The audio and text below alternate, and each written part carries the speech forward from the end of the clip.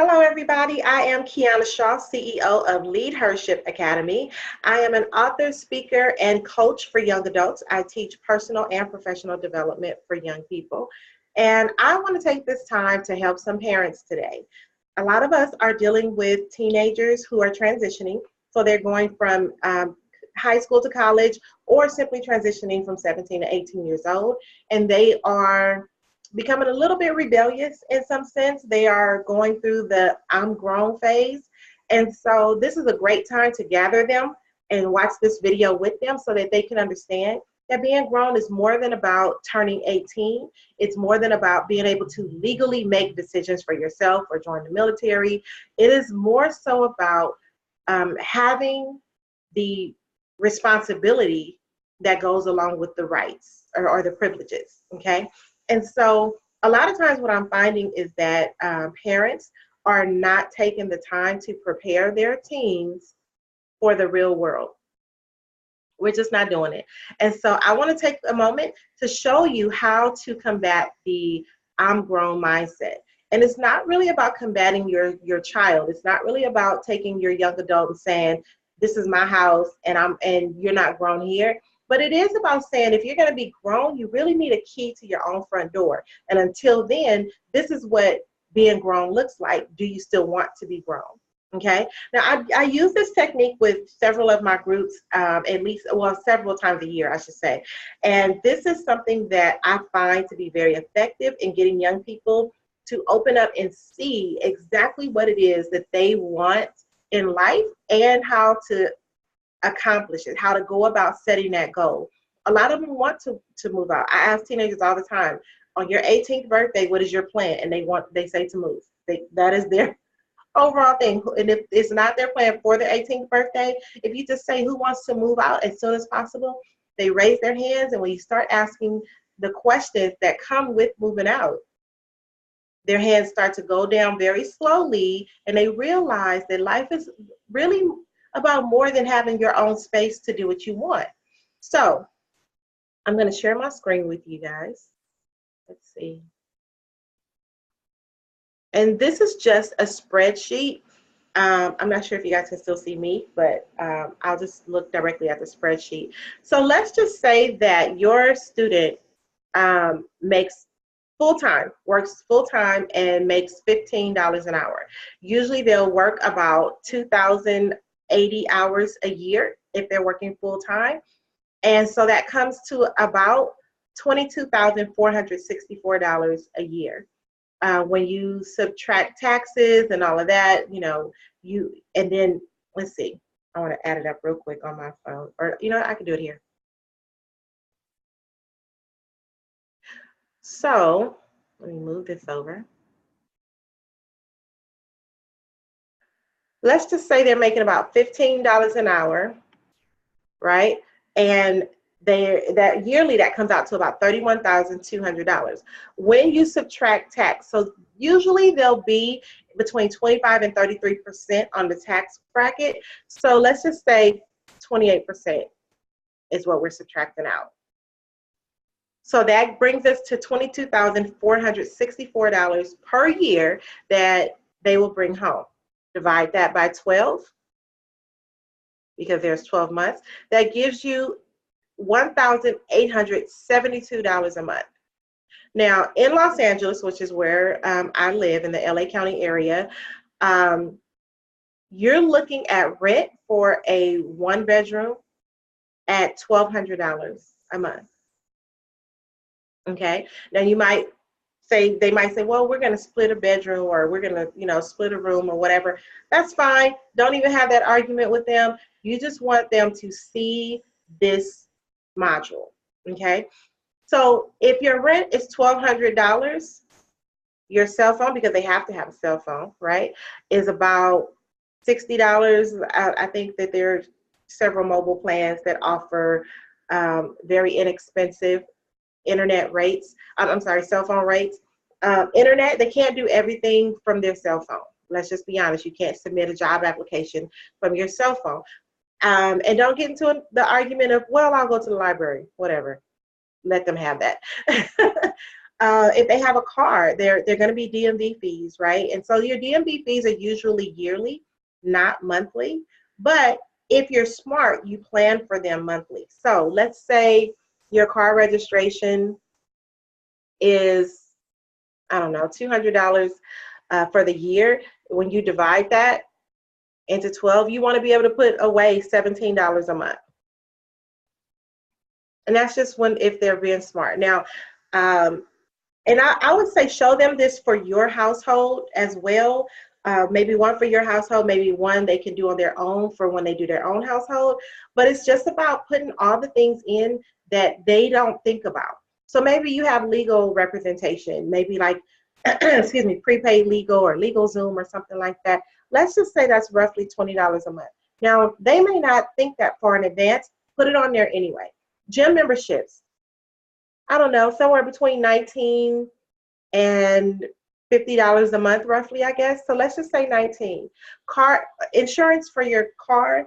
Now, listen, here's the thing. We need to start teaching our children with your insurance plan, get the package. Do car insurance, maybe renter's insurance, life insurance, so that it's a lot cheaper. But even if they just did car insurance, for a person that's 19, 20 years old, they're still looking at least $200. It's been a long time since I've had car insurance at that age. But I do remember it being quite expensive for me. Groceries, we'll say about $150 a month. If there's a credit card bill and they're paying the very minimum, let's just say $30 a month. If you have a timeshare, put that on there, whatever that is. I'll just put 100.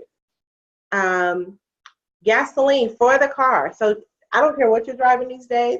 Gasoline is going to run you at least $40 a week. So $160 a month. Whether you tithe, if you're a part of a church organization, or you do donations, let's just say you do 10% of your income. You want to have at least $187 there if what you're bringing home is $1,872. If you have a storage or anything like that, again, put whatever. This is all just stuff that I'm like, these are things that people have, and they need to make sure that they account for it. So you might have $90 on the storage. Let's just say your monthly spending is about $100. That's your Starbucks. That is your movies. That's, maybe a dinner. But if you know that your student eats out more often than that, put that on there. Save those receipts so that they can see just how much money goes out, because the outflow and the income have to match.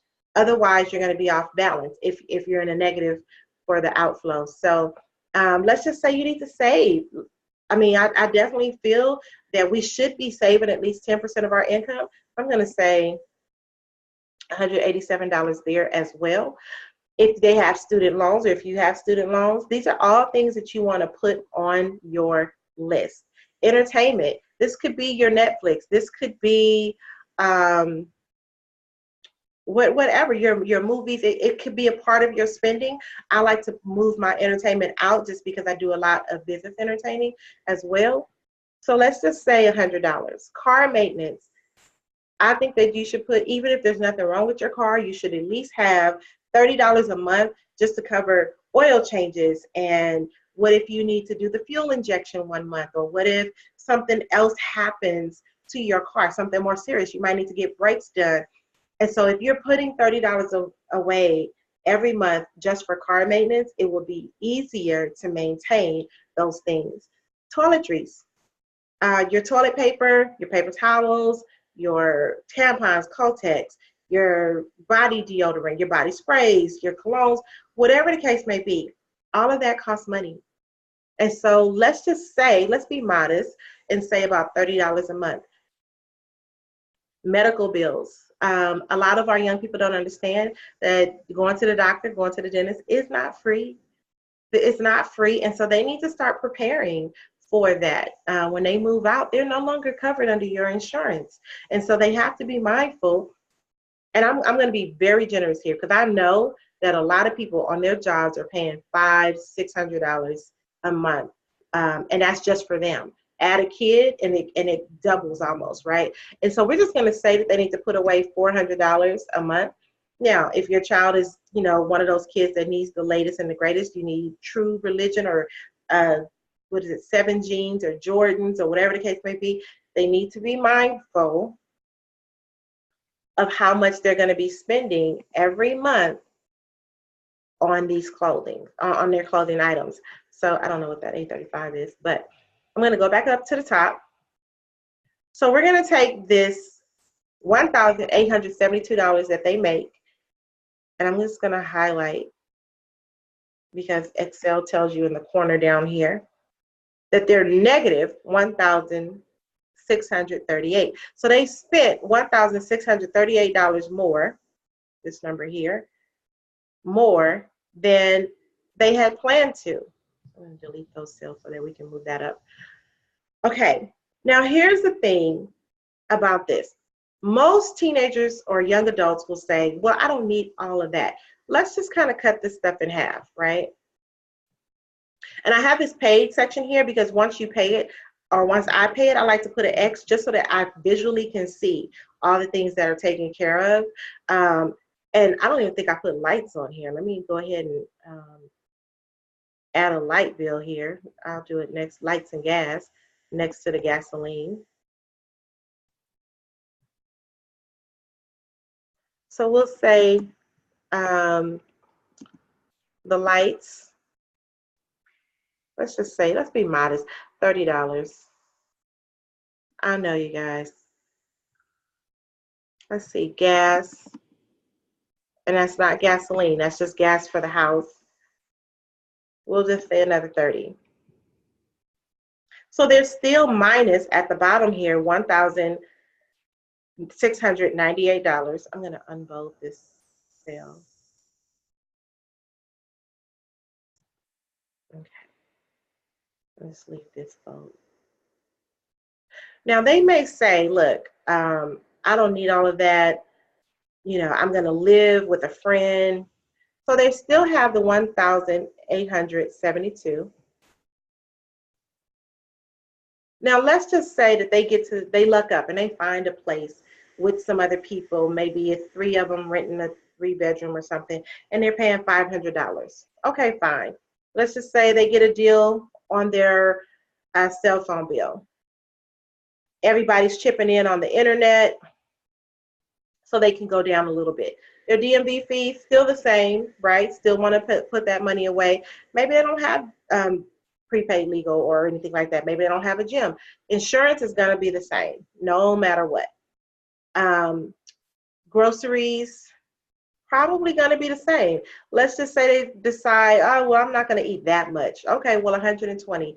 That's literally peanuts a day. That's $4 a day. They're going to spend that money, right?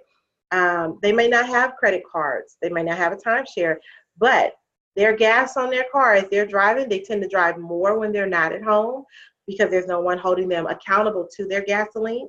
So that's going to be needed to be added. Let's just say that the lights go down, right? They're splitting a light bill. Let's say they don't have a storage, but they're still going to be spending. They're still going to be spending, and they're also still going to, they may decide not to save. Entertainment is still going to be high, but we'll just say $50 a month on entertainment. Car maintenance is still going to be high. Toiletries are still going to be there. They're still going to need to be able to wash themselves. Body soap, facial soap, all of that. If they have acne, they can plan for it to go up higher. They're still going to have their medical bills. Let's just say they find a great plan for $200 a month. Let's just say they, oh, I have all the clothes I need. I don't need to buy any more clothes. Yeah, what are the chances, right? So we can cut it down. Well, they're not going to find shoes for $50. They're just not. Oh, well, you know what? They might go to Ross or something. They might find some shoes for $50. So we'll go there. Even if that's the case, let's go back up to the top. And we'll find out what this number is at the bottom. So let's just say that if this works out the way they plan it, and now they have $325 at the end of the month that they can splurge on, right? That's fine, totally fine. Let's see if this will autofill. If I can get the sum to work out at the bottom. Okay, it did. Um, so let's just say that this all works out in their favor. They still need to understand that when they are in your home, they don't get to just do it how they want to. And that's really important. And if we're not sharing that, if we're not teaching them that, then that's on us, right? So taking the time to teach responsibility, because there is no freedom without responsibility. And as they want the freedom to come and go, they need the responsibility of their own bills. They need the responsibility of taking care of their home. Most times they find out when they move in with a friend that the friend has different sleep patterns, or they find out that the friend has a different way of living than they're accustomed to.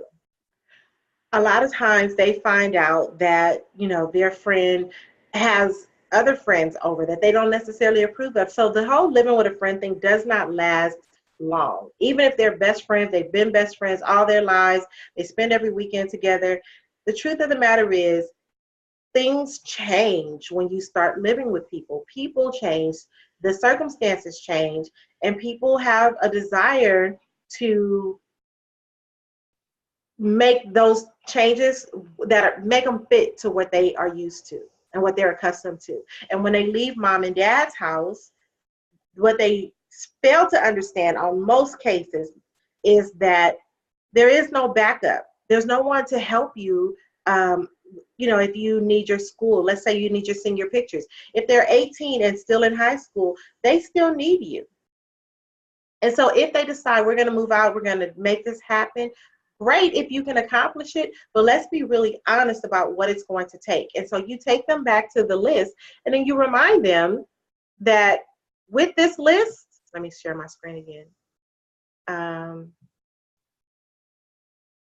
You remind them that with this list, there are other things. A lot of places, a lot of apartment buildings do not let you skimp on some of these things. So when I moved where I am now, renter's insurance was required. It's not optional. And so our kids need to understand that there are things that they're going to have to be accountable to and accountable for that they're not going to necessarily like, but it is a part of everyday life. And you don't get to say, oh, well, I don't want to do that part. Not the way this works. It's just not the way it works. And so be mindful with your teenagers when they start saying that they're grown. Start handing them their bills. Start with their cell phone bill. At least take care of that, right? Here's a light bill. Here's your portion of the bill, right? And so let's say there are 3 of you living in the house. It's mom, dad, and a teenager. And let's say that there's a little brother. Start making them pay a fourth, because this is what grown-ups do. You don't get to pay a fourth of the light and gas bill and go, that's it. No, where's your rent? Because there are requirements to being grown, and you have to present it to them like that. You have to let them know that they are responsible for their portion of their living when they start saying that they are grown, when they start saying that they don't need to be told things, they don't need rules, right? And then you still remind them that even in the grownness of their life, that's still your home. So the curfew remains the same. If you have a 26-year-old move back home, you still impose the curfew, because it's still your house. They still have to respect your rules. And that's just life. And so I think that we need to do a better job at getting our teenagers to understand that there's so many things that come with being adults. They still can't rent a car until they're 25. They still can't, make certain decisions. I think they can vote and buy liquor and cigarettes, right? I think that's it. Or actually, I think those things have to be 21. So As they're transitioning, you need to make sure that you start pointing out to them the things that they need to do on a daily basis. Spring break is in right now. Your child should not be sleeping until 10 o'clock. They should still have a to-do list. There is no spring break in the real world. We take off so we can take our kids places, but there is no break in the real world. You don't get to have a summer vacation just because it's summertime. Sometimes you might have to schedule that in the middle of winter because life is happening and you're busy and things are going forward. So we have to start holding our kids responsible. We have to start making them, holding them accountable. We have to start making them responsible. And I hope that this video helps you do that. Give me some feedback as you go forward. I'm going to upload this to my YouTube page so you can check it out there as well. And I hope this works. Well, I hope it works for you. I know it works. I hope this helps you. And you can always feel free to email me with questions at Coach Kiana, CoachKiana @gmail.com. And I'm happy to answer those questions. Talk to you guys soon. Bye-bye.